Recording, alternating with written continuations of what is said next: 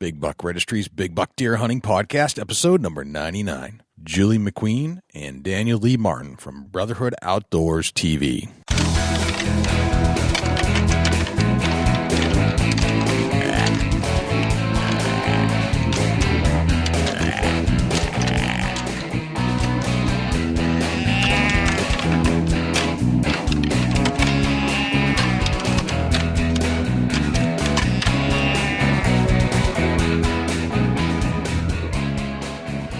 Big Buck Registry is a virtual museum of hunting stories. We preserve a piece of Americana by interviewing and recording hunters about their hunts and experiences from across the country.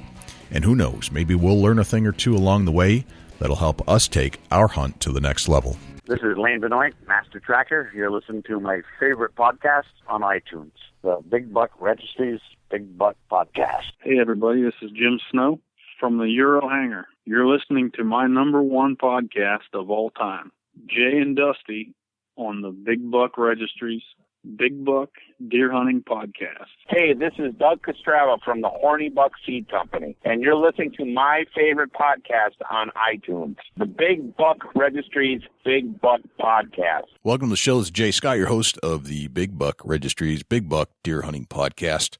Guess who else is with me tonight? Yo, yo, yo, yo, yo, it's Dusty Phillips in the house. What's happening, Jay? Dusty Phillips, the Buckeye. What's happening? It's kind of middle of the turkey hunting season, and I can't help but start thinking about deer hunting. As usual. I don't know if I ever stop thinking about either one, to be honest. You know, man, I have to agree. I think here's kind of my life, right, in a nutshell. A little bit of work. And this is my brain thoughts. A little bit of work, a lot of deer hunting, little bit of vacation here and there, a lot of kid stuff, a lot of baseball, a little bit of whiskey and beer mixed in there, and nice. A lot of turkey hunting, and maybe a little bit of work. But that's basically all I think about all year long. Yeah, you got a whole lot of work in there. I don't get that. Well, I got to work to produce the show. You know? Yeah, I got to work too. Yeah. Working's good. I'm all good for working. Well, I think I'm not a big fan of work. Don't get me wrong. Right. But it's kind of like a labor of love. Yeah, agreed. But, you know, it's one of the things where you got to work, you know, and you got to pay the bills. The dogs got to eat. Right. You got to buy the tree stands, the bows, the arrows, the camouflage. All that stuff costs a lot of money. Yes, it does. And then you got to put the gas in the truck to get to the tree stand. Then you got to get all your equipment. Man, it adds up. So you got to work to cover all that. And maybe someday we'll podcast full time and we'll hunt and live a dream. Yeah. But before we get there, if you are a listener of the show and you'd like to pledge the show itself, we have opened up a pledge page. It's at www.bigbuckregistry.com/pledge. And you can just like a pledge on, public radio or public television. You can pledge per show. You can say how much you want to donate to the cause for every show you listen to. That's available right now as we're speaking. That's a great place to go if you're a fan of the show. Also, if you have like an outdoor product or something you want to get or broadcast it out to hundreds of thousands of big buck deer hunting enthusiasts, and you're a listener of the show, I would strongly recommend that you check out bigbuckregistry.com/sponsor. We do have sponsors starting to come in, and I'd really like to, I don't like to say no, but at some point we have to cut it off. We have to say, can't take you anymore. We have those slots filled. So I would say get in now if you want that slot to be taken up for the next 6 months, basically. That sound right, Dusty? Yeah, absolutely. And it's definitely filling up. And if you have a product that you want to get advertised with us, the Big Buck Registry Deer Hunting Podcast, we would love to have all the products. But like you said, we're going to have only a certain amount of slots that we can fill. And you better get on it because they're filling up pretty quick. People are wanting to be advertised right here with us. And, we're honored that people are wanting to team up with us. Absolutely. And, what's interesting about today's guest is that they're making a living doing this. And we've visited this topic before, where people make a living doing what they love, which is hunting. And they're doing it on television, in this case, the Sportsman's Channel. And I think it's very cool. And, now and then we just meet some interesting people that come from very interesting backgrounds that you wouldn't really have put together, but they end up being full-time professional hunters, basically. This one might blow your mind a little bit. Yeah. Our guests today, Julie McQueen and Daniel Lee Martin. Now get this. Julie used to be a fashion model in Europe. She made a living doing this. And Daniel was a music star, making a living doing that. And as they're getting a little older in their lives, they've kind of gotten past that phase. And now they've got a television show about hunting. Amazing. Now, would you ever have thought that a fashion model, a European fashion model, would be in the hunting industry, much less in the field hunting game? Well, Jay, as much as I love hunting, I can see a whole lot of different aspects coming to the hunting world. That's exactly right. It's it's one of them things where it's very rewarding, it's very pleasurable, and it's putting organic meat on the table. Right. Now get this, not only was Julie a fashion model, but she has also been a professional poker player on the poker tour. She's a psychologist. She has two degrees in psychology, and she's an airplane pilot. Crazy, right? Crazy. Who'd have thought? Yeah. So she's one tough chick, to be honest. I mean, she's thick-skinned, like a lot of the women in the industry need to be, because they, for whatever reason, and we talk about this a little bit with Julie, they seem to be the target of anti-sentiments. You know what I mean? Yeah, absolutely. Anti-hunting people seem to attack lady hunters a lot more than they attack guy hunters. I don't quite get it, but Julie kind of explains that a little bit in our interview. Yeah, absolutely. And it's one of the things where all the antis want to chase after the women hunters, and good luck to them. Most of the women hunters are way more stronger willed than the guy hunters. Yeah, I mean, I don't know why they're doing it, but they picked a bad target. I'm just point blank. It's a bad target. Crazy. They're tough. They're just as tough as any guy. So and maybe that the antis don't understand that the ladies are, they're really tough when it comes to the hunting industry, and they stick together, and they're a band of sisters that you're not going to mess with them. Right. And Dan is just one of the funniest human beings on the planet. We had some good laughs during the talk, and then we have a special guest caller that are friends of Dan and Julie's, and he just adds to the show. Just awesome. I'm not going to tell you who it is, but you got to listen later on. Yeah, it's going to be a great show. We hope everybody enjoys, and thank you for tuning in with us. Yeah. Another great week here, and we're going to get this show started, Jay. Yep, another great week here at the Big Buck Registry. So let's get Dan and Julie on the air.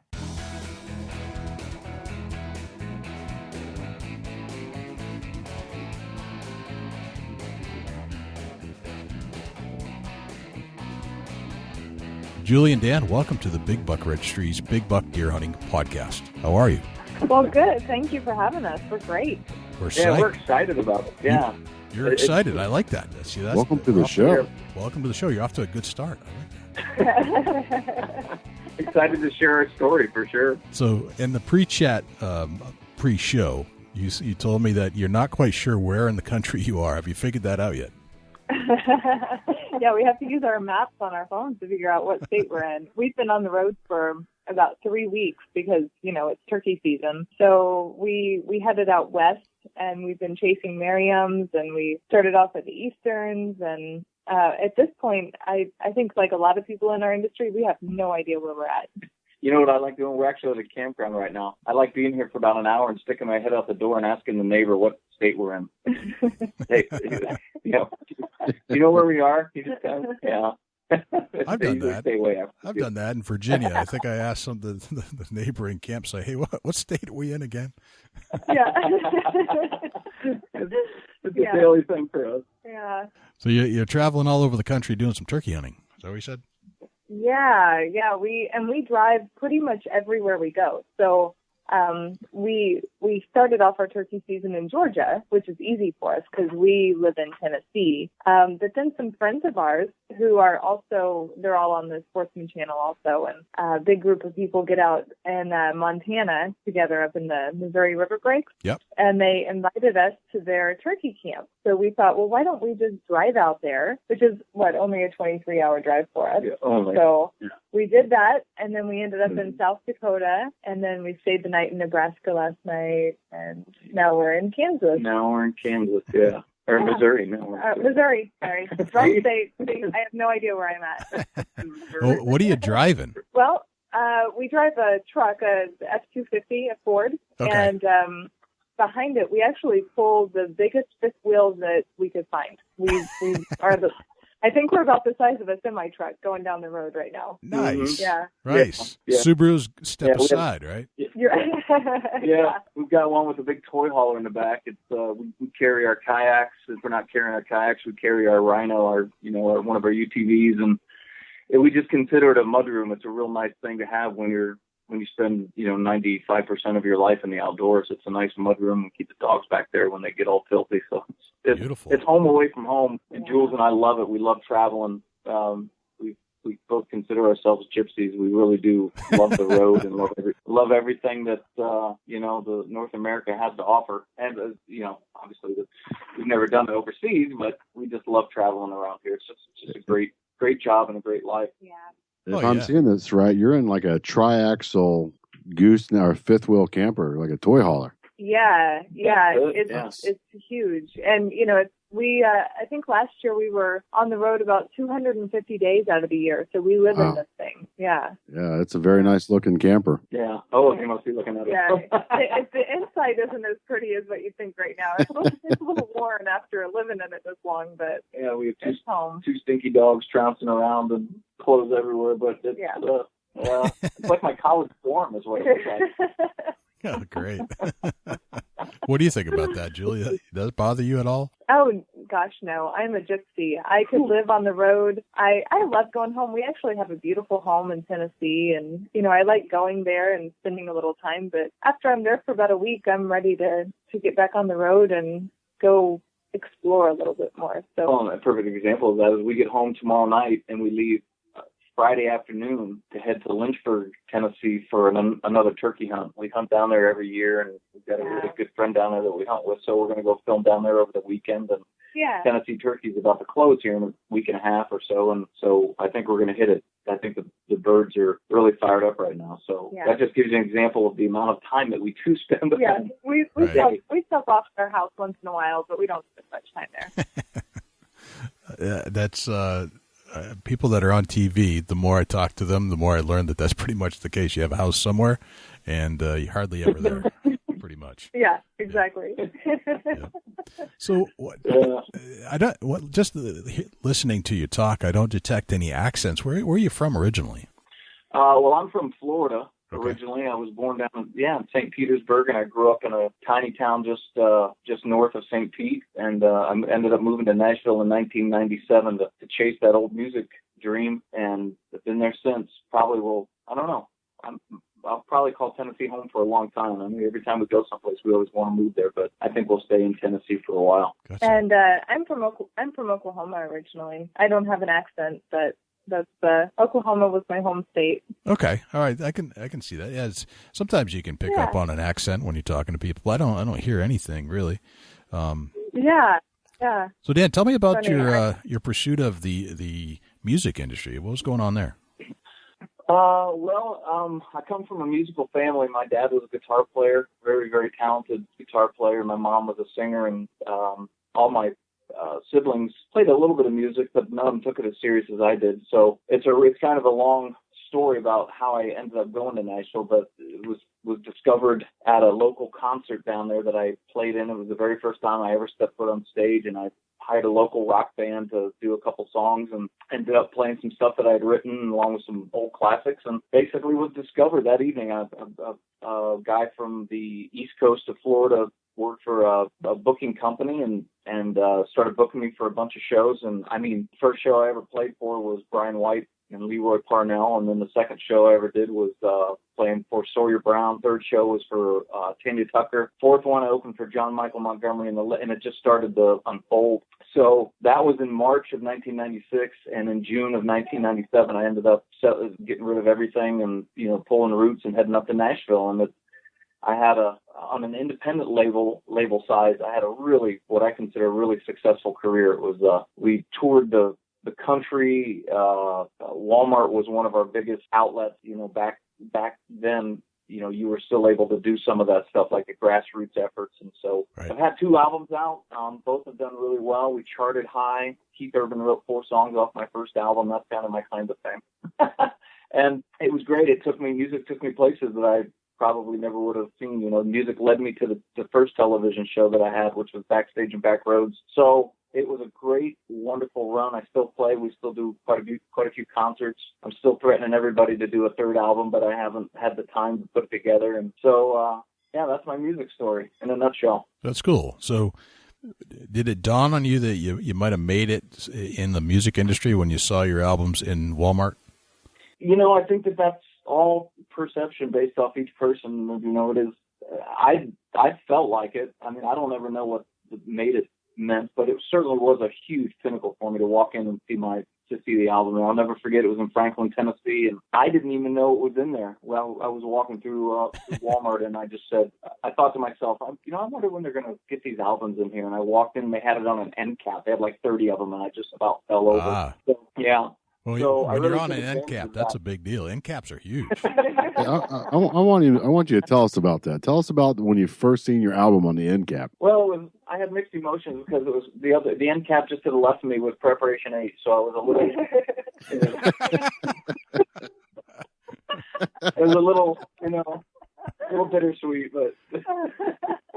Oh, it was really fun, man. I took pictures, and all of a sudden, I remember doing that, and then all of a sudden, this little crowd gathered and started, I think we sold out of the entire end cap, and I know the manager at Walmart was really excited that we did that. And all right. That kind of led to a big Walmart tour. I did 325 Walmart stores across the country in 18 months. It was almost as grueling as what we're doing now, but it was all music-based, and got to meet a lot of great people, still stay in touch with a lot of great artists and band members, and really love it. And it's like this television now, it's a wonderful creative outlet, and I owe it all to music, and it's a nice way to still stay creative. But, most every place we go, I pull the guitar out and play for everybody, so it's still really dear to my heart. Beautiful. Excellent. Julie, what's your background?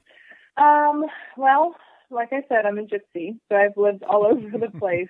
I've had a few different careers. I worked in the fashion industry. I worked as a model overseas for a lot of years. About 8 years. About 8 years. Okay. And I traveled a lot back then. I used it as not only a really good source of income, but I got to see the world working in fashion. And I spent a lot of time in Europe, just kind of working. I didn't really have a lot of time for a personal life back then. So sure. I retired from that when I was 30, which was just a couple of years ago. Okay. And you're 30. I've had a few other careers. I've actually been in the hunting industry off and on for about 12 years, which is surprising to people because in this industry, if you're not in front of the camera, people don't realize you're in the industry sometimes. Right. But I worked behind the camera a lot. I did a lot of, pro stuff back, when there were no other girls. I think I was the first girl on the Bent Lock pro staff back in, 2001 or something. I've had a diverse situation when it comes to my career over the years. Yeah, she's being quiet too. Julie has her degree in psychology, and that really comes in handy. That comes in handy here because I'm a mess. You're a mess. I do. I actually, while I was working overseas, I went to college. I paid for my college that way. I did earn 2 degrees in psychology. And she also has her pilot's license, which is pretty amazing. And she also played the poker tour in Vegas for 3 or 4 years. It's funny. We had a guest on one of our shows one time. No joke. The very first night in camp, I remember I kept watching him. He just kept staring at her, which most guys do, but he was staring at her really weird. And he jumped out of his chair and he goes, "Oh my gosh, I know where I recognize you from. You played on the poker tour. I saw you on TV. And she started laughing. I'm going, wow, of all the things that they recognized her, that's where they recognized her from. Yeah. That's crazy. Yeah, so yeah, I did play professional poker for a little while also, which was a fun little side career. If I had to like say or try to line this up, I mean, the careers that you've had are just fascinating. Yeah, it's almost like I just, pulled something out of a hat and Right. thought, yeah, that sounds good. From Yeah. model to poker player to outdoor TV star. Sure, why not? Right. Why not? That's what I say. So, Julie, when did you get into hunting?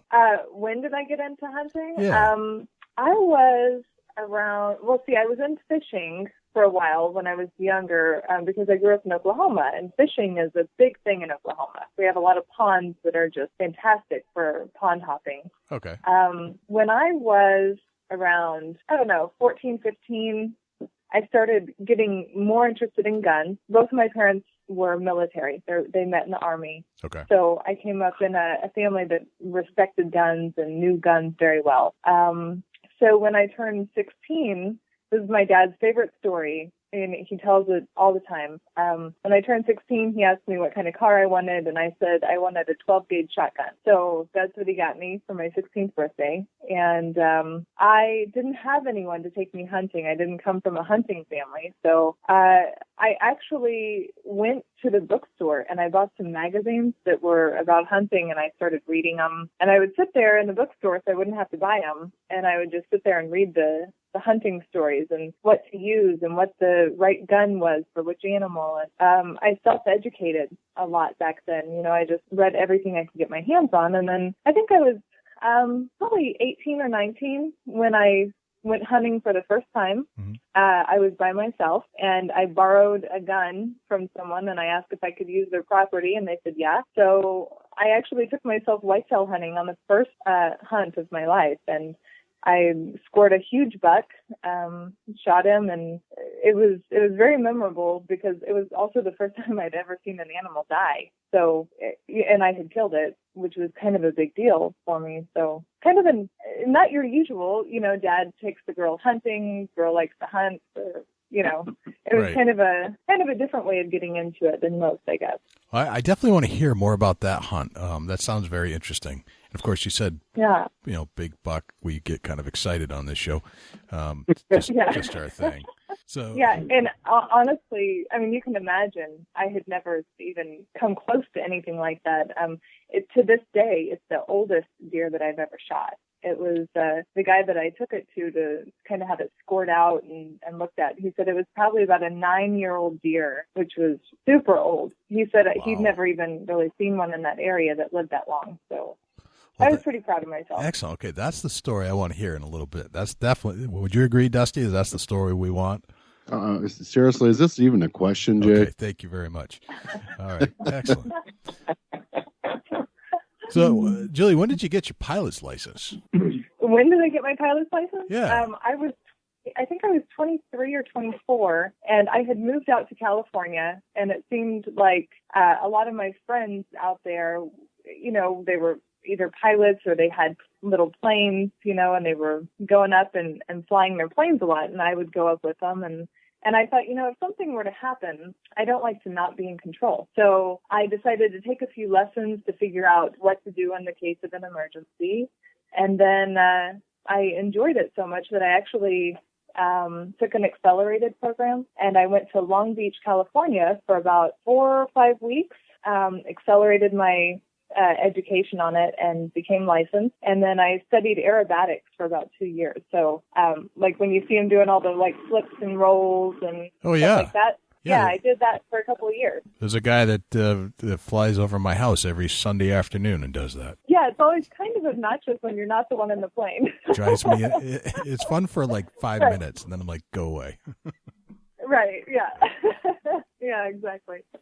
Gotcha. So do you ever end up doing like some bush piloting to get into some of these remote areas to hunt or fish? You mean like now? Do we get into piloting? I think the only thing we've done, I've never actually flown. No, I've never flown in that situation. Oh, okay. I wish I had. Gotcha.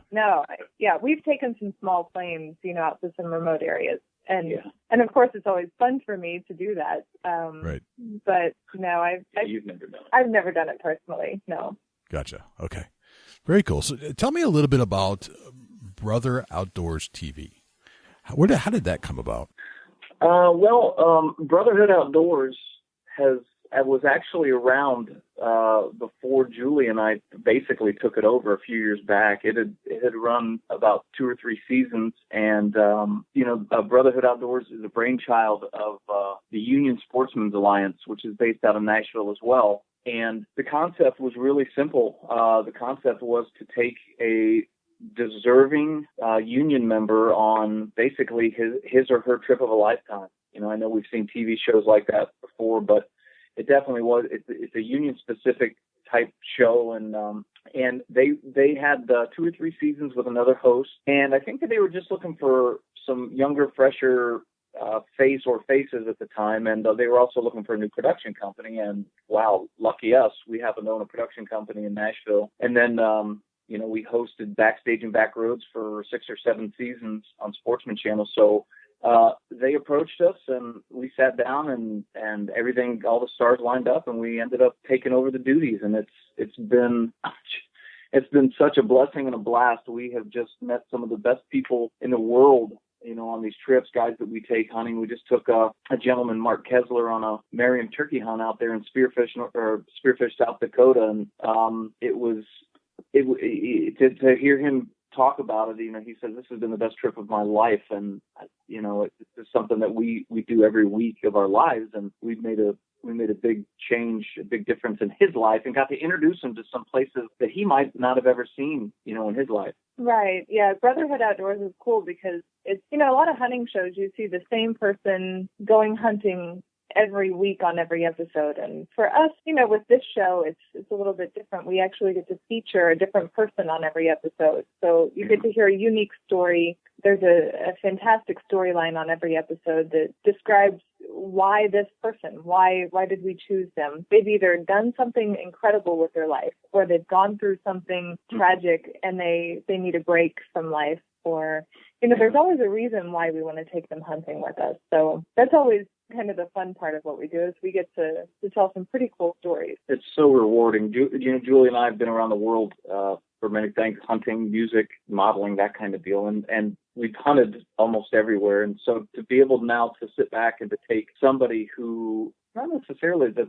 they're less deserving, it's just they haven't had that opportunity. Sometimes it's financial, that they can't go, and sometimes they just can't justify it because they have 3 or 4 kids, and and hunting's expensive. It's an expensive, yeah. It's an expensive hobby. Yeah. Yeah, it is. Yeah. So it's Brotherhood Outdoors is really a wonderful deal. We love it. The people that we work with over at Union Sportsmen's Alliance are great. They give us a lot of freedom to do what we do. The show is really one of the top most watched programs on Sportsman Channel. We were up for 3 awards this past SHOT Show at the Sportsman Choice Awards. I know a couple of years ago it did win the award for the best combination show on the channel, and we're really proud of it. We really love it. It made so many new friends, and I hope we do this for a really long time. That's awesome.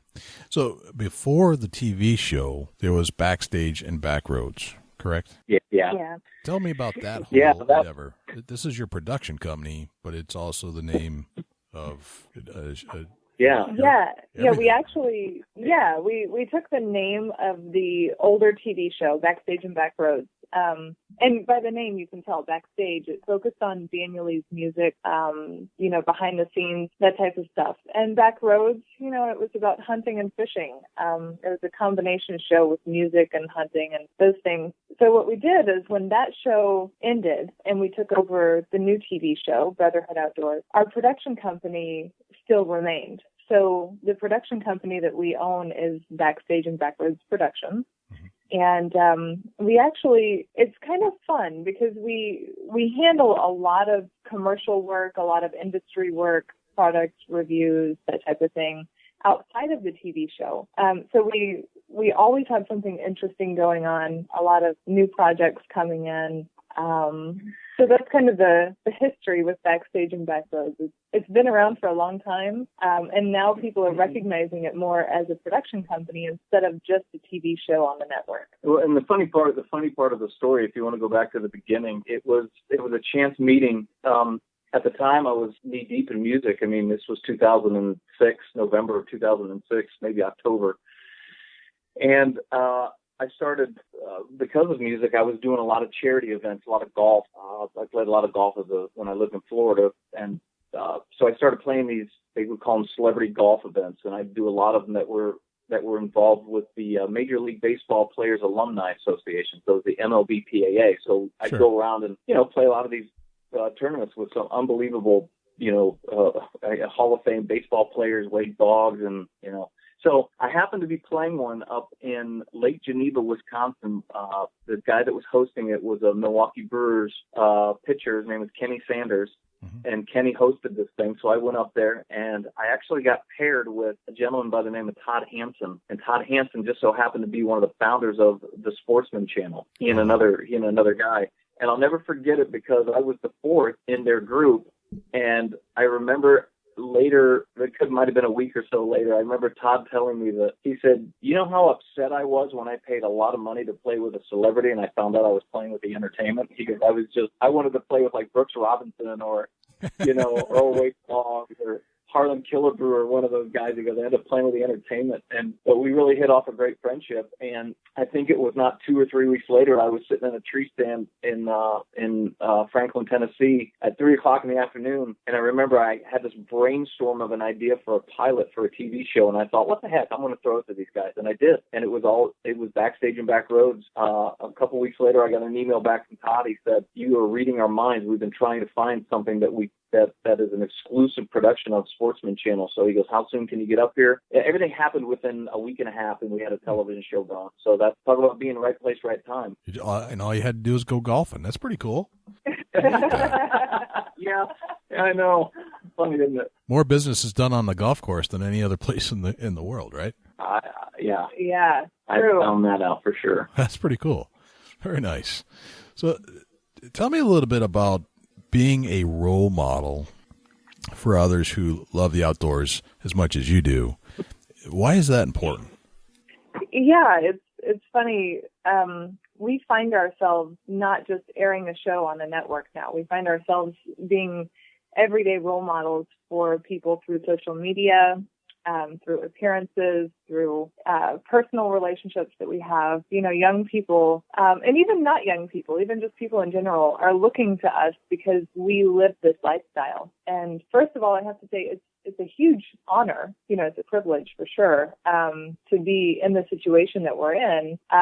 But one of the things that comes along with being that role model is also putting up with the other side of it. There's a lot of people in this world who don't think that we're role models. So we have to stay positive and focus on educating the public about the reasons why we're hunters and what we do for conservation. And I think that comes through. I think that when anybody looks at us and what we put out there, the things that we say publicly, photos that we post or stories that we tell, it doesn't matter if you're a hunter or not a hunter or young or old. There's a certain level of respect that has to come with that we're living this brand, we're living this lifestyle nonstop and devoting our entire life to it. It's not just one of those, on the weekends we go out and we do this or we do that. This is an everyday thing for us. And knowing that there are people out there who are looking up to us as a role model is what keeps us going on a lot of days. The beautiful thing about social media is that we get personal messages and direct messages from so many people. And yeah, there's a couple that aren't good, but the ones that are good. That's the way social media works. Right? Yeah. But the ones that are good are the reason why I check my direct messages. If I knew that they were all going to be bad, I wouldn't even open it. But I get some of the nicest, most wonderful messages from people about, hey, my daughter's think you're great. Or my wife got into hunting because she thinks that you're so cool. Or, there's all of these different little things that happen throughout the day. And that's what we focus on. We focus on putting more good content out there to keep those positive energies flowing. Well, I remember that one guy that came up to you at that one trade show, and he goes, I want to thank you for what you do on television. He goes, I'll tell you why. He goes, because I'm really trying to get my daughter in the outdoors, and she loves it. But my daughter is not going to want to go hunting because she watched Jim Shockey. Right. She wants to go hunting because she saw Julie McQueen doing it. That's why she wants to go. And she said, you're such a great role model for doing that. Yeah. And it's also that whole thing comes back to anybody can do what we do. I mean, we devote our lives to it and this is our career, but anybody can go out and spend time in the outdoors and take beautiful photos and harvest their own food. And those are the things that I like to be a role model for, just those qualities of life that, as Americans and as citizens, we have those privileges, and it's a beautiful thing. Mm-hmm. Yeah. I love hunting for that type of reason, is that there really are no boundaries in hunting.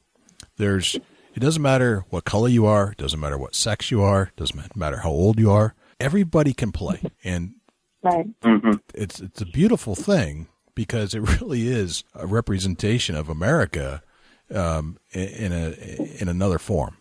And I mean, you bring firearms, you bring a tradition that goes back to our forefathers, and without hunting, the U.S. would not exist today, because you're not going to just farm. You had farming, but the original settlers had to hunt to establish. Mm-hmm. So there's definitely I think we almost honor them in some ways when we hunt. Is that we're going back to our roots, way back. Right. Yeah. And, you never hear people say, a colony of gatherers. It was always hunter-gatherers. Exactly. And there's a reason for that. And continuing that heritage and moving forward with, the customs and traditions that have been passed down to us. Even if you come from a family like mine who they weren't hunters, but there's something ingrained in me, something inside of me that knew that that's what I wanted to do and what I should be doing. That's the beautiful thing about it. Like you said, there's no boundary. You can be anybody from any walk of life, and you can walk into the outdoors. And as long as you do it legally and ethically, you can provide organic meat for your family through hunting. And I just think that is one of the biggest blessings that's been bestowed on us. I completely agree. And I think you bring out a great point too, Dan, is that, they're one of the fastest growing segments of the outdoor industry are female hunters. And that in itself, and Julie, you're right in front and center here when it comes down to this stuff. So you have, every time you open up Facebook, there's some female hunter that's getting just bombarded by PETA for taking out something somewhere. But for some reason, the guys don't get that. Why is that? Well, here comes my psychology degree. Excellent. Finally, somebody gives me an answer for this. It is interesting, and it used to bother me a lot more than it does now. We do get bombarded, and I had a situation just 2 days ago where that exact thing happened, and I try to keep it quiet. I don't post a lot about it. And the first thing I did, I have to be honest, was I texted a friend of mine who is also in the same position as I am. She has a TV show on the Sportsman Channel. And, we find comfort in knowing that other people have been through the same situation. Hunters have to back each other up. And knowing that I can make a phone call to either one of our sponsors or one of my friends, a girlfriend in the industry, and they've either been through the same thing or they've seen the same thing, that helps. It helps to know that I'm not the only person who's getting threats or these horrible comments. And it is interesting because Daniel doesn't get those things. He very rarely has anybody complain about anything he does. And when they do complain, it's typically on they don't think something was ethical, or they don't agree with, something he did on the show. It's never a personal attack as far as, they don't threaten him. They don't threaten to come kill his dogs like they do me. They don't threaten to come find him those types of things. And I think that people honestly believe that women are more vulnerable. And when you look at me as a person, I mean, I'm one of the least vulnerable women I know. You know, I'm very strong-willed, strong-minded. And they find that out after the fact. They don't think that you're going to fight back, and then they should have just called me first. I could have warned them. I'm very thick-skinned, like the other girls in this industry. We see a lot of threats, we hear a lot of horrible things, and we still continue to keep doing what we're doing because it's right in our minds, and we believe what we're doing is the good thing to do. There's nothing that anyone could ever say to get me to stop being a hunter. But I think it is interesting that men in our industry are not going through a similar thing. They're protected by their manhood almost. And I think a big part of it is the people who attack us. And I can say this openly because everyone knows it. It's no secret. The vegans are the ones who attack us. Right. They don't believe that we should be not only eating, but wearing or hurting animals in any way. And that's their opinion. That's cool. I'm not going to attack them for that. But knowing that 99% of my threats come from that group is a big deal. And I think there's a real problem there. Yeah. So I always say the reason that they do that is because they're hangry. Hungry and angry at the same time. Yeah, Hangry. they're hangry. That's a great point. That you know you I'm said like, that. go grab a chicken nugget or something, guys. You'll feel a lot better for crying out loud. Next time I come across one of those types of people, I'm going to say you're very angry. Because you're hungry. Say you're angry because you're hungry. Jay. Yeah, you're angry because you're hungry. That's a great point that Julie brought up there. That you respect what they're doing, and on the same level, they should respect what you're doing. Yeah. I'm not going to try to convince them that they're hurting the environment because they're not doing their part to control animal populations. Yeah, absolutely. I'm not going to call them names because, honestly, I think everyone should do their part for conservation. And I don't think they're doing their part just by standing on the sidelines and not harming animals. It's fantastic that they're kind-minded towards animals in that way. That's wonderful for them. Right. But hunters, not just me, but hunters are not going to be name-calling and threatening their lives because we have a different choice on how to live our lives. Mm-hmm. So that puts us in the category as being the bigger person. And Absolutely. I think that if the general public knew the things that were said to us by these, anti-hunters, the general public would be shocked. I think these people's families would be shocked. Their kids would be upset if they knew what their mom and dad were saying to me online, Yeah. So when you change it, when you have a mindset that you're never going to change the way that they feel, you just kind of move on. Yeah. We're not going to listen. I had people that came up and told me that my music sucked after the concert, and I was like, really? Wow, you're like one of like 10,000 people in the last 2 nights that have said that. So I knew the majority was there, but you're just going to get, So we just continue on and we keep being positive role models for the ones that appreciate what we're doing. Yeah. Right. Absolutely. It seems like we always get focused on the one negative comment, but not the 10,000 positive ones. And It's so true.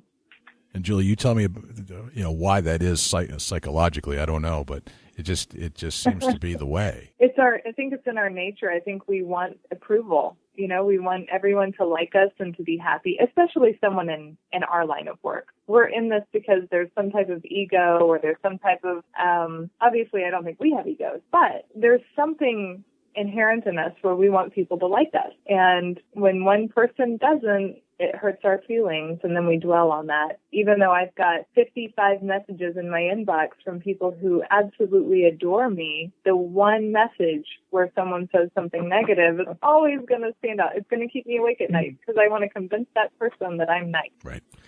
There seems to be something about getting older too, where that seems to weigh less and less. And I don't, and maybe it is just a nice thing to look forward to as you get older. And maybe you become a grumpy old man. I don't know. I feel like I'm a grumpy old man now and then. The older I get, I'm going to be 44 later this month, and. Oh, yeah, you're super grumpy. Yeah, I don't feel like I'm grumpy, but when somebody comes up to me and says that they don't like something I did, or somebody screams at me because I didn't put my signal on, or anything, it doesn't matter. or somebody bombards us on Facebook, it doesn't bother me nearly as bad as it used to when I was 19, 20, or in my 20s. Right. Yeah. Yeah. You kind of let it slide by and, delete it and walk on. Yeah. Yeah. Or in the case where somebody. Mellow with age. Go ahead, Dan. I was just going to say, we do mellow with age, don't we? I think we do. Absolutely. I think we totally do. Jay used to be a firecracker on antis. And that was just 2 years ago. And now he just lets it pass him by. Yeah, well, I still get the antis all fired up, because what I'll do is when we get an anti thing on the Big Buck Registry on the Facebook page, the first thing I do is I find where they are and I take a picture of it and then I post it on the Big Buck Registry and I let all the fans go get them. And guaranteed before the end of the day, that Facebook page is shut down completely because they can't take any more bombardment from our fans. So I like to fight back. Yeah. And if you have, a fan base that'll help you out with that, then, more power to you, for sure. Yeah, absolutely. We do, definitely. Julie, I'm going to ask a question here. Being an outdoors woman, other than antis, what challenges are you faced with daily being the face of the outdoors? Honestly, there's not a lot of challenges to it. I see this as, obviously I run a company. I'm the face of the outdoors to some people. There's a lot of girls in this industry who are also the face of the outdoors. So it's almost like a lot of that pressure is off because there are other women who do what I do, who help out. We, together as a group, women hunters have come together and kind of raised that bar and set a higher standard for what it is to be an outdoors woman. And it's taken a lot of the challenge away, to be honest. It's I'm not going to say it's easy to be in my position. It's not something that is always comfortable or simple. But the challenges are not as big as what you'd think. I mean, my biggest challenge sometimes is, where are the turkeys? Or, did I draw an elk tag? Or, I'm focused on the production side of it. The challenge is getting that perfect shot or telling a great story. But as far as being a face of the outdoors, I relax and enjoy the ride more than I do stress out about any of the challenges that might be involved. Awesome. That's something that over the years has progressed for the women hunters. Yeah. Yeah, and it's interesting because, somebody who's not in our industry might look at us and say, oh, I bet all the women hunters who have TV shows, I bet they just hate each other. It's not true. We're not a big part of us. There's quite a few of us. It's not a competition at all. We talk to each other. We text all the time. We support each other completely. And because we're not the same thing. We're not the same product. We're not the same person. It's not a competition at all. So that would be one thing that's interesting for a lot of people to see behind the scenes is that a lot of the girls who you would think are competing with me or, we're,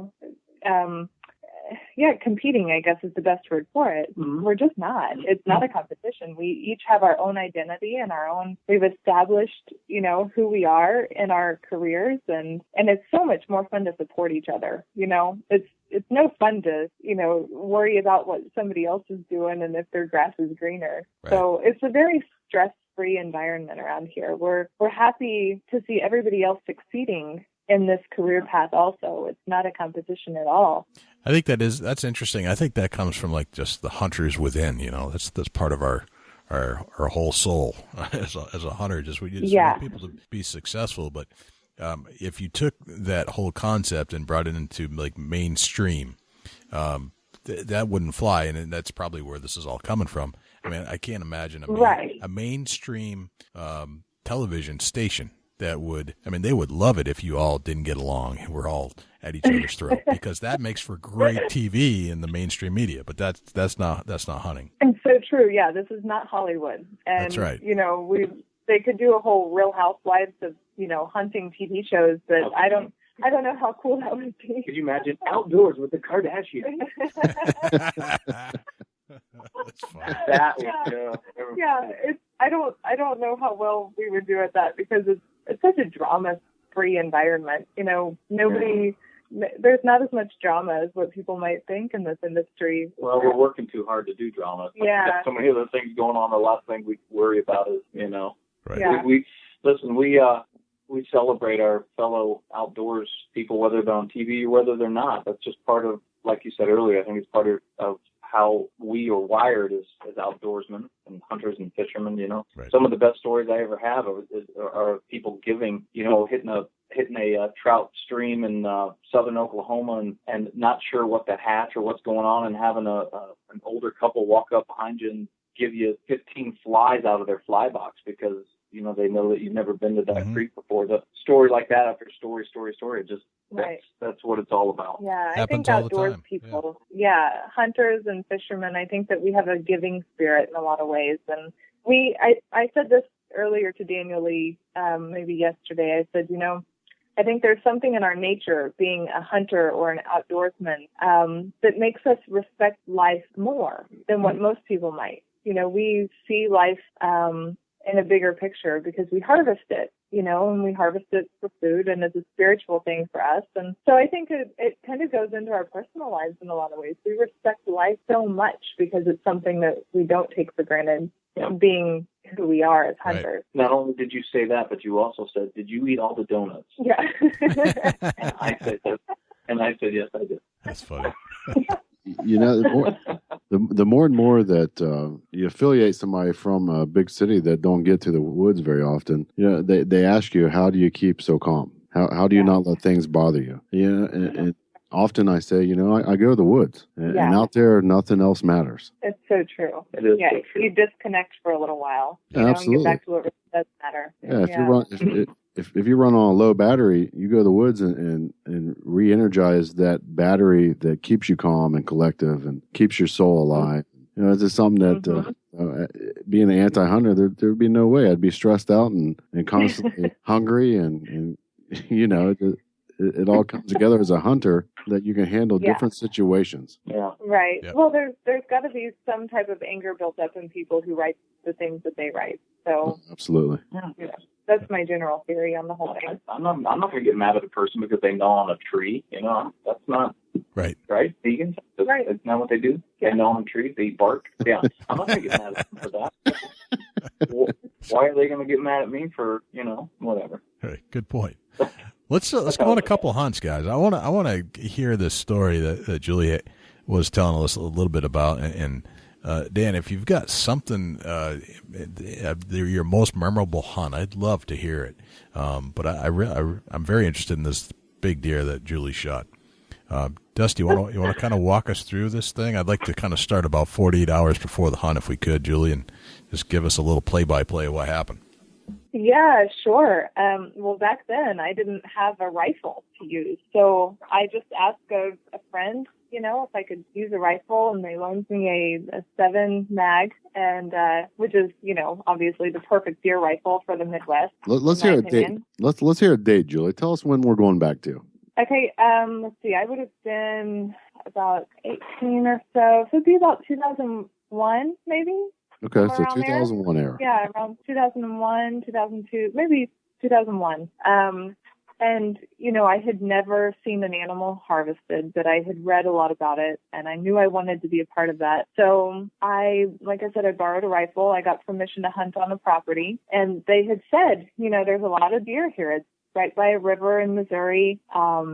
Beautiful property, great deer population, and I didn't even know how to get in a tree stand. I'd never even seen a tree stand in my life. So what I did is I set up on a ridge that overlooked a little hillside, and a field was down below. And I knew that I needed to blend in, so I went and bought some camo at Bass Pro and, all that stuff. And I found 2 trees. Uh-huh. Do you recall what kind of camo it was? I don't. I couldn't even tell you. I wish I still had it, to be honest. It'd be a prized possession if I still had it, but I have no idea. But it was probably boy camo, because back then they didn't make a lot of girl camo. Right. So I just found anything that fit, and I went out and I kind of positioned myself between 2 trees. They were the perfect width apart where my shoulders touched both, but I could wiggle between them and get warm. And I put the gun on my lap, and I knew a lot about guns coming from a military family, so I was comfortable with the rifle, and I just sat there. And I remember I got there before dark, and I walked in by myself, and I can remember the leaves were so crunchy and it was so loud, and I thought, well, this is never going to work. You know, I'm probably scaring everything off. And I got there and I got to watch the world wake up that morning for the first time in the woods being on a hunt. And it was amazing. Even if I hadn't shot anything, that would have been a very memorable day for me because I had never witnessed the world waking up in that way. And it's unbelievable. So, yeah, it was amazing. To my little mind back then, it was overwhelming. And then, of course, the age-old story where a deer comes in walking from the left. He's walking middle of the ridge. You know, he's not down in the field, but he's not up on the top. And he walked from my left. He was walking to the right, and I found an opening where when he stepped out from behind the tree, I could shoot him. And so I took the safety off and propped my rifle up on my knee. And as soon as he stepped out, I pulled the trigger and he went down. He fell right where he stood. And then I had no idea what to do. I mean, what do? You've never even seen this whole situation happen before. I didn't know if I'm supposed to go to him. Am I supposed to wait? He was still moving a little bit, so I waited. And then, you know, I went down there and I got up to him, and then I realized I have no idea what to do with this thing. I mean, what do you do? Right. So tell us how you felt when you first got to that buck. How did you feel? Oh, gosh, I was overwhelmed. I cried. And I sat there and I looked at him and I kind of touched him and I tried to pull him, but there's no way I was going to get him anywhere. You know, I just kind of yanked on him a little thinking maybe I can drag him to the field and drive down here. But I just sat there for, I don't know, it seemed like an hour, but I might have only sat there for 20 or 30 minutes looking at him. And, you know, it was a spiritual thing. I think at that moment in my life, I knew what I wanted to do. I didn't know as a career is what I wanted to do, but I knew that there was something in me that told me that, you know, that deer was going to feed me and my friends for quite a while. So that was a really cool feeling. It was a self-sustainability that I had never felt before. All right. So how did you end up getting this particular deer out of the woods? I called a friend. Who lives nearby, and he had to come down and help me get it in the bed of the truck. And he, you know, kind of showed me what to do, what not to do. And I ended up driving it over to the taxidermist, and I had the meat processed, you know, the whole thing. But I mean, obviously, when a girl's in the woods by herself, it's an empowering thing. I felt like Superman that day, you know, like I had just conquered the world and I could do anything. But then when I tried to, you know, get that thing by myself, not having ever seen that done before, it was an absolute disaster. So, you know, the whole story that I just told and the aftermath, not knowing what to do and all of those emotions, I think that's why I'm so passionate about kids going out with a mentor or a parent or someone who can show them what to do. You know, I don't think that kids should have to go out by themselves and try to figure it out on the fly. I think that going hunting with a child for their first hunt or even their third or fourth hunt is so crucial to the future of what we're doing here. Oh, absolutely. I couldn't agree more to that. You know, just from not the experience by yourself, I can say that that's phenomenal. But it's the aftermath, and what you need to do properly and ethical and keeping meat properly maintained. You know, there's a little bit of education there. Right. Yeah, absolutely. And, you know, I learned a lot from that, and nobody ever really forgets their first animal, you know, and I'll never forget that deer. But I've come a long way since then. You know, I'm proud of myself for doing that without having anyone there to kind of mentor me. But you know, I hope that other people don't have to do that without a mentor. You know, I kind of just, in my mind, I hope that everyone has someone to take them hunting. Yeah, absolutely. You know, it's something that you pass the tradition on to the younger generations that are coming up in the hunting. Right. Great story. Yeah. Awesome story. All right, let's go on to Dan's story. Dan, do you have a story queued up?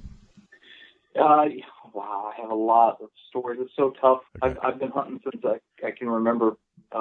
Nice part about, my story personally is the fact that I got to share it with my dad, who's, you know, he's been gone since September of 97. But he, years and years ago, I was in 7th grade, and my dad and a group of local Rotary guys, real close friends to my dad, leased a piece of property out in Llano, Texas, and they went out there once a year to hunt. And it was the very first time that they all headed out there, and out of, I don't know, say 10, 12 guys that were wanting to go and hunt, you know, and just kind of be by themselves and their buddies, my dad insisted that he take my brother and myself. So, and my brother was, you know, I grew up hunting and fishing with my dad and my brother. And so we went hunting with, you know, my dad. We took a motor home. Everybody had motor homes, and we went out there and got into this little town of Llano, and the group had to build an addition onto the already existing camp that was there because there were so many of us. So I remember that like it was yesterday. And the very first morning of that hunt,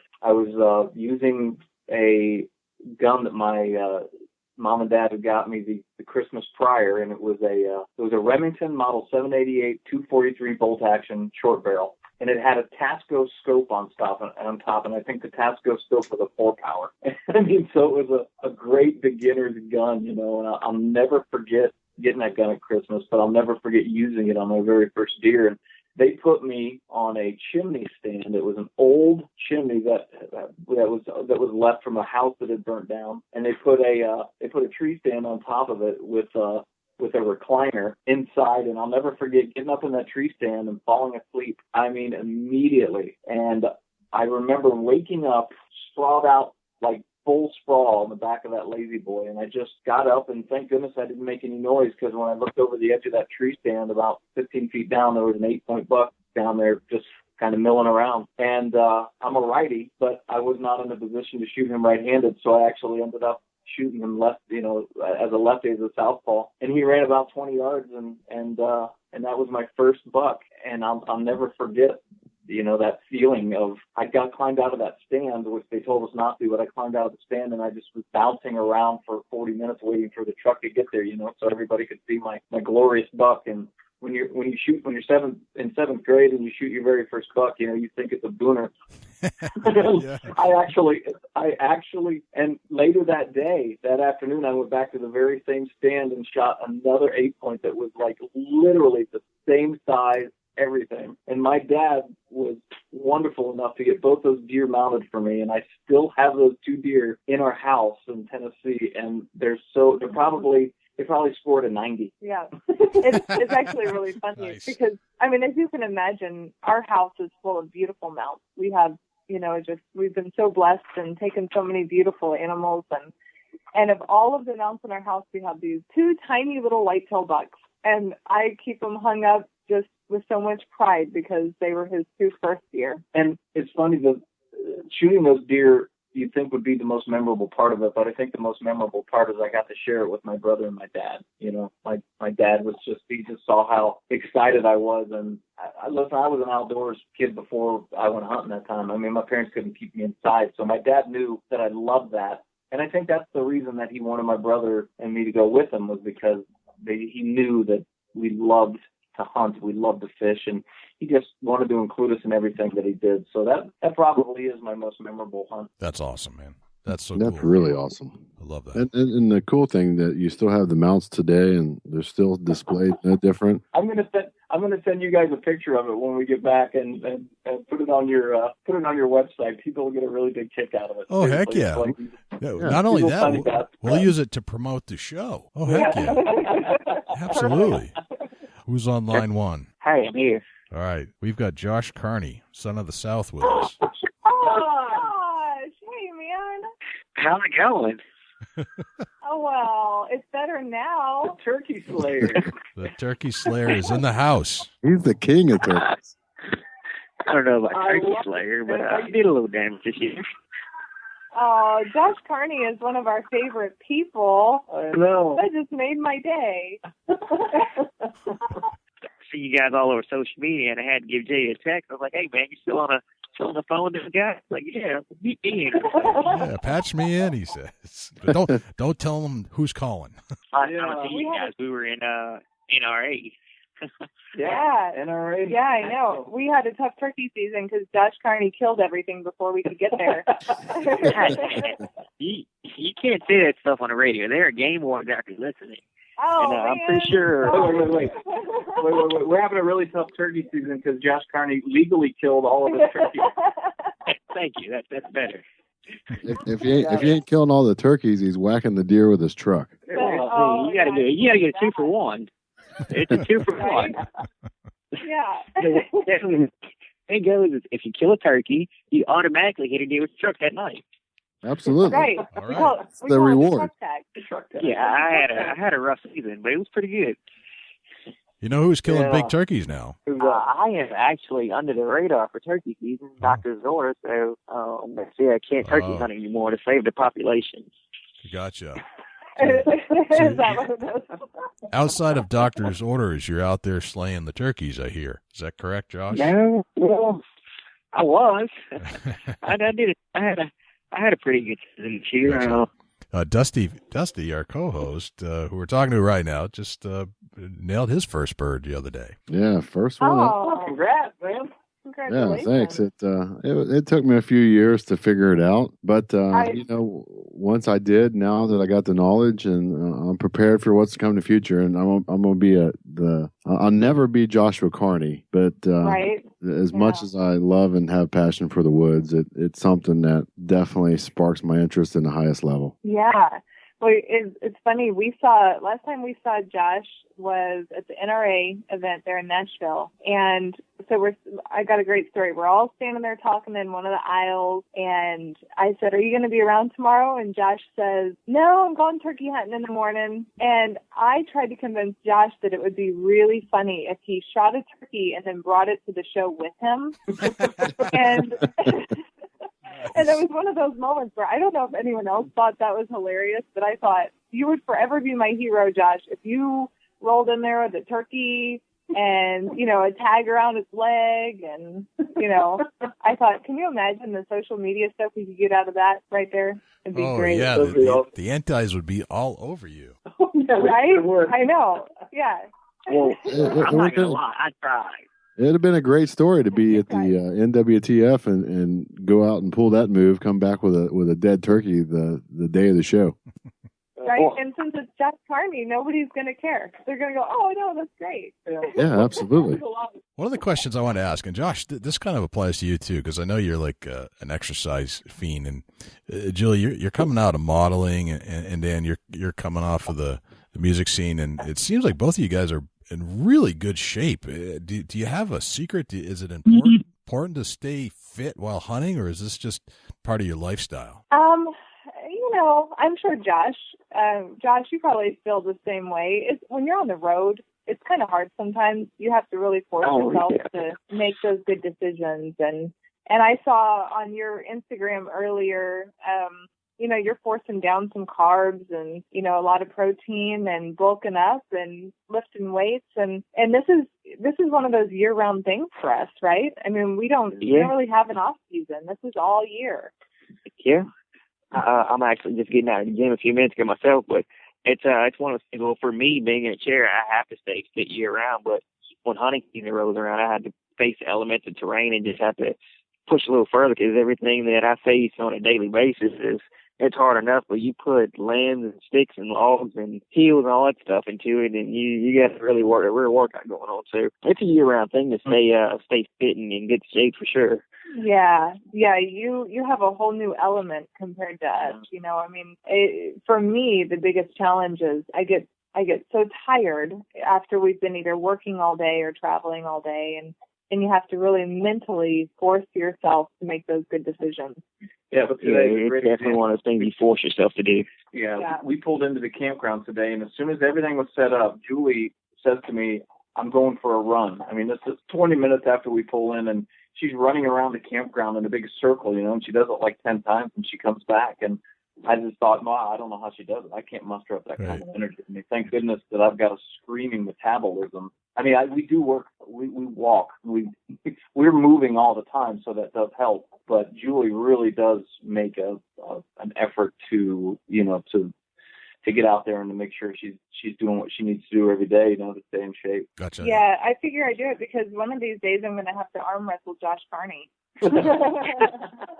I'd lose. Have you seen my spaghetti arm? Have you seen how big his arms are getting? They're huge. I know. Hey. Hey, what's your nickname, Jay? The Creeper, man. The Creeper. Yeah, he's creeping on my profile. Dan, did you say something about donuts earlier? Seeing we're on the topic of exercise and dieting. I am taking a photograph right now of what's sitting on our countertop, and when we're done, I'm going to send you all the text of what is on there. And this isn't Julie's doing. This is mine. You guys are going to laugh and go, my gosh, how does he not weigh 400 pounds? Yeah, Daniel eats a lot of bad food. I'll put that out there. He does not have a good diet. Guys, last night, not a lie, in where were we last night? Somewhere in Nebraska. I hammered down an entire large Hunt Brothers everything on a pizza all by myself. Nice. That would have packed in my leg for like 3 weeks. Hey, Daniel, you know what the new trend is nowadays, huh? What? The daddy body. The daddy body. The daddy body. Daniel's right on trend with that. I have one of those. Yes, I know exactly what you're talking about. Oh. Yeah, Daniel's eating for two once in a while. Yeah. I skip a meal and he has my meal for me. Thank goodness my Sitka stuff is very stretchy. I think I'm in the two daddy body type category. We're always thinking about it, trying to make good decisions. Well, then we go to these lodges and places that we stay at, and we take our guests. The food is absolutely gourmet. I mean, we just left a place, out in Spearfish, and High Prairie Lodge, and my gosh, the food was amazing, Yeah. Simply amazing. I just can't stop sometimes. Right. And it's tough. Yeah, it is tough, but we do what we can. Yep. Yeah, I'm sure it's challenging if you're rolling into some of these resorts that have and hunting lodges that have some of the best food on the planet. Yeah. It's got to be tough. Yeah. All right, so let's finish up. I've got a few questions that I'd like to ask all my guests. Other than a gun, what's your favorite tool to bring into the woods? What's that one tool that if you don't have with you, other than a gun, you feel naked? Me first? Sure. Boy, I want to say my iPhone, because boy, that sounds too tacky. Ooh, I do have a really interesting. I have a really killer GPS app on there, but no, you know what it is? It's actually, I have a buck knife that they no longer make, and this thing it's a multi-tool. It had everything on it. Even had a little flashlight built in, when you're cutting stuff. And Buck doesn't make it anymore, and I'm shocked. It has a Phillips head. It has a regular flathead on it. It's got a knife. It's got a bottle opener. It's got a little bitty saw on there, and this thing is just awesome. And I really do. I feel naked if I go in the woods and I've left that thing behind. For a number of reasons. For camera equipment, you got to have that stuff. The Phillips head and the flathead and some of the other things on there. And it's not a very bulky knife. It's really small, compact. So I'd have to say my Buck multi-tool. Good answer. Good answer. No, And I my like that Spam. one. Yeah, I can relate to that. And a can of Spam.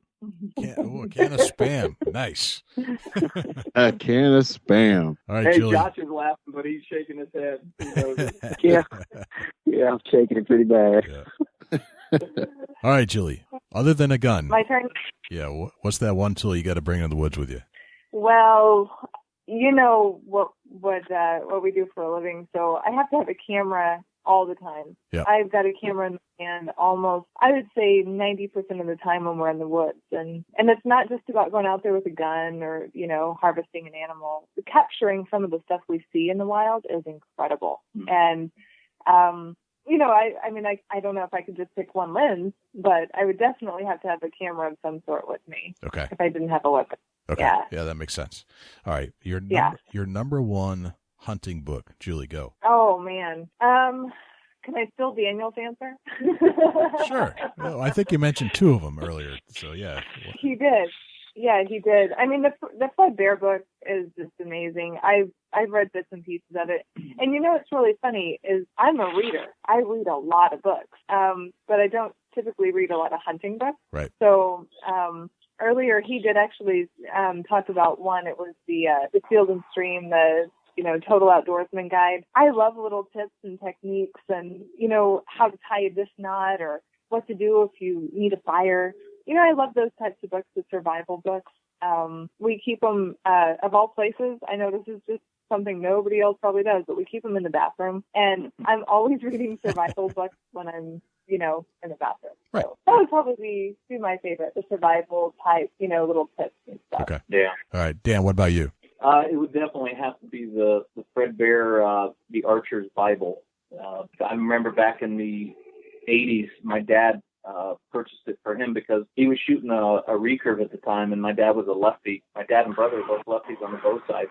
And I remember taking that from him, that book, and I started to read it, and I read that thing from front to back 100 times. I loved it. Awesome. But even more recent it's got to be that Total Outdoorsman manual. I love that. Eddie Nickens is a good friend of mine, and he put together a really great, thorough book. Yeah.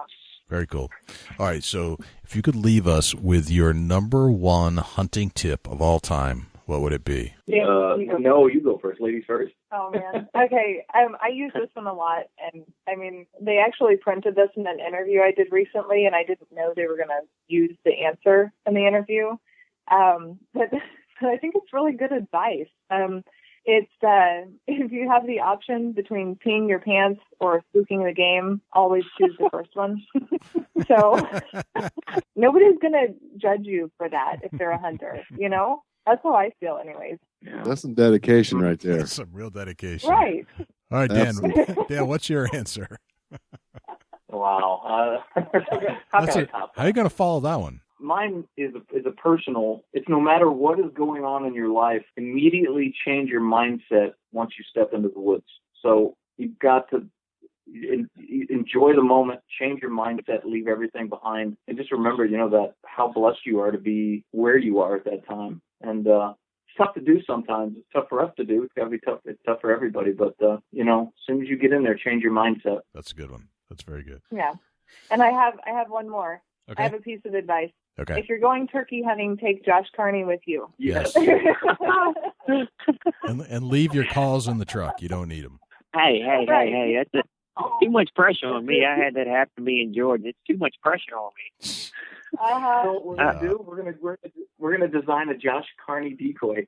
I don't think anything would come into it.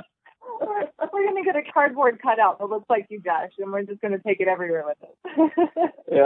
Yeah, guys, I'm really a good turkey caller, except when I'm around Josh.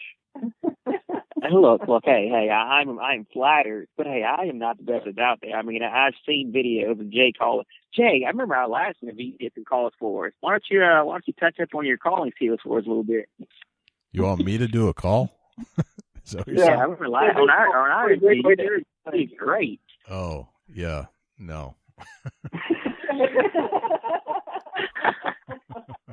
It was pretty ugly, Josh. I got to agree with that. It was hideous. And I even played it back on the air, and it's still there for everybody to listen to. So. Oh, man. Oh, yeah. If you want to hear it, go ahead. It's the Josh Carney episode. I think I'm just going to stick with drumming or something, and then I'm out of the throat activity. Exactly. Nice. So, guys, where can we find you online? If people listening to the show want to follow you on TV, online, where would people go?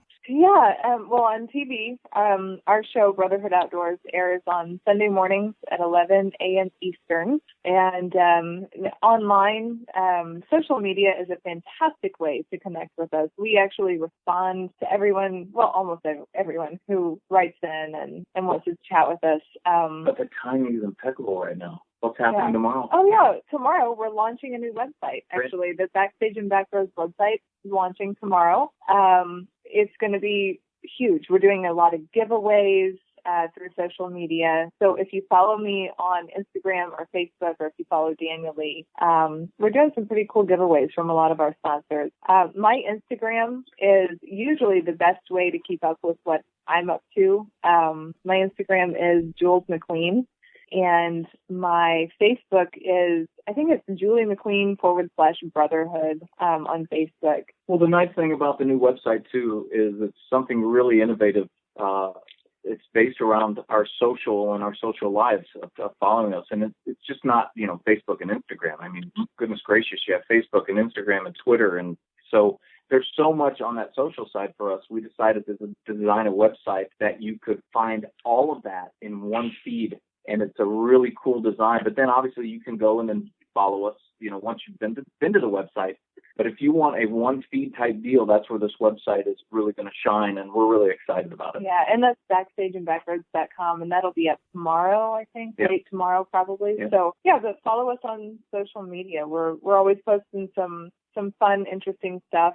And if you want to watch any of the episodes from Brotherhood Outdoors, you can simply go to brotherhoodoutdoors.tv, and it'll take you to part of the Union Sportsman's Alliance website where you can see everything for the last 4 or 5 seasons through YouTube, and it's pretty cool. You'll get sick of us after a while. Yeah. That's awesome. I'm really interested in seeing what you've got on this website. Innovation. That sounds right up my alley. So I'll be paying attention. Yeah. Very it's cool. going to be very cool. Thanks for joining us on the Big Buck Registry's Deer Hunting Podcast. We had a blast. Yeah. We Thanks for absolutely having us. had a blast. And Josh, buddy, thanks for taking time out of your day, man, to call in. It was great hearing your voice, buddy. We love you, pal. Oh, man, you guys are awesome. I'm glad I got a chance to get to talk to you guys, get to talk to all you guys. Always a We pleasure, miss you Josh. Yeah, call anytime. Well, you've got my number. Well, excellent. We'll let you guys go. This has been awesome. Thank you so much for joining us. It's been it's been a lot of fun. I have to admit, this has been great.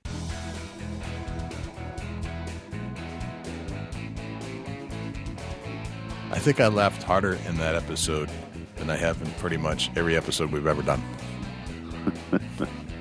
I couldn't agree more. What a great time. I really genuinely had a fantastic time talking to these people.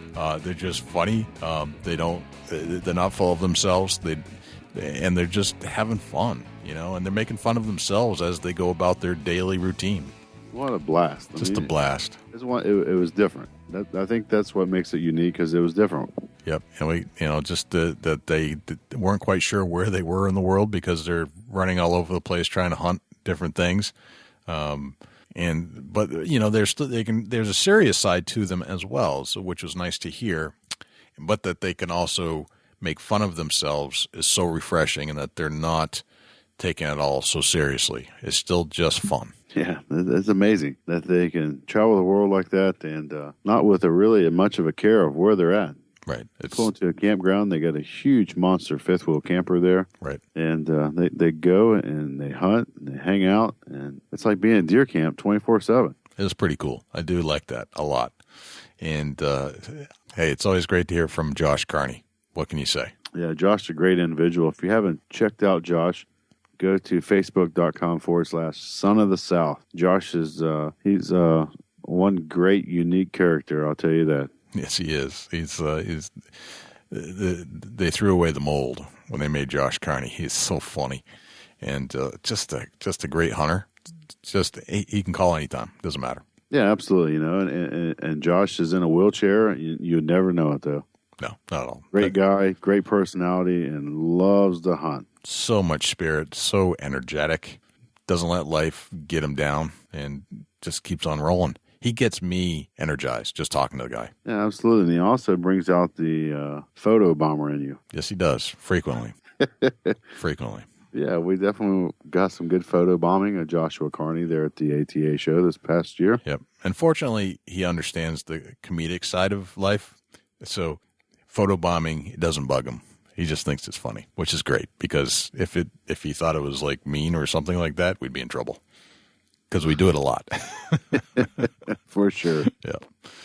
Great show, my friend. It was just awesome talking to those guys. Always great pleasure talking to you. Do we have a Chubby Tines tip of the week this week? Yeah, we do, actually. We do. What you got? We're getting into spring times here, and these trees are going to be sprouting out some new life. And I like to go out and check out my area, where my tree stands at, and just get a visual on what's happening with the trees and new growth that's coming upon the trees. That way I'm prepared when it comes fall time to go in and cut out my shooting lanes or my area around my tree stand. I want to kind of prepare myself, because there's nothing worse than going in the woods and not being prepared for that limb that grew down in the springtime, in the summer, that you just can't reach with a standard pair of loppers. So you need one of them pole snippers. Yep. So, I make frequent trips to my tree stand throughout the early spring, into the early summer, midsummer, and check out the area and know what you're going to need to be able to prep that area for hunting time. Gotcha. Very, very smart. Very good tip. As always, you always have good tips. I just try to think ahead, try to talk with everybody that listens to the show like they're one of my hunting buddies, and right. We're going to spread the word of what we do. That's right. Absolutely. Speaking of spreading the word, how can people find you, Dusty, when you're not on the microphone? Facebook.com/Chubby Gobbler. Turkey season's upon us. Gobble, gobble. Facebook.com/Chubby Tines Outdoors. You can send me an email here at dusty@bigbuckregistry.com. Jay, how can the people reach out to you when you're not on the mic? All right. First, I would invite you to download our new app, which is at bigbuckregistry.com/app. And you can download it and have access to all of our shows. It's its own independent app. So similar to the podcast apps that play all the podcasts, this just plays Big Buck Registry. And it's actually very cool. It's got a lot of bells and whistles on it, and fast forwards, rewinds, great photo images. It's a really cool app. If you haven't checked it out, bigbuckregistry.com/app. If you have a big deer that you shot, you can send in a picture of it from the previous season, bigbuckregistry.com/mybuck, and you'll see all the instructions right there on how to get it featured in front of our 155,000 followers on Facebook. If you would like to email me or Dusty, it's jay@bigbuckregistry.com, dusty@bigbuckregistry.com. Shoot us an email there. You can always give us a call and tell us a quick story or give us some feedback about the show, 724-613-2825. If you have an outdoor product you'd like to get featured in front of our Facebook fans or in this podcast, bigbuckregistry.com/sponsor. You can read about all of the ins and outs of our fan base right there and what to expect with all the downloads and what it might cost you. And you can find us at facebook.com/bigbuckregistry, at twitter.com/bigbuckregistry, or on YouTube, which is youtube.com/bigbuckregistry. Wowza. I can breathe. A whole lot of big buck everywhere. Big buck. Yes, sir. Well, Dusty, it's been a great show. Thanks for spending another hour with me and with Julie and Daniel Lee Martin. It's been just, those guys just are so colorful, and Josh Carney, of course, filling in and giving us his equivalent of a photobomb, I believe. A good old photobomb. Yep. Bombing the show. So always a pleasure. Yeah, thanks for everybody tuning in with us for another great show of the Big Buck Registry Deer Hunting Podcast. I'm Dusty Phillips. And I'm Jay Scott. And we'll see you next week on the Big Buck Registry's Big Buck Deer Hunting Podcast. Can't wait.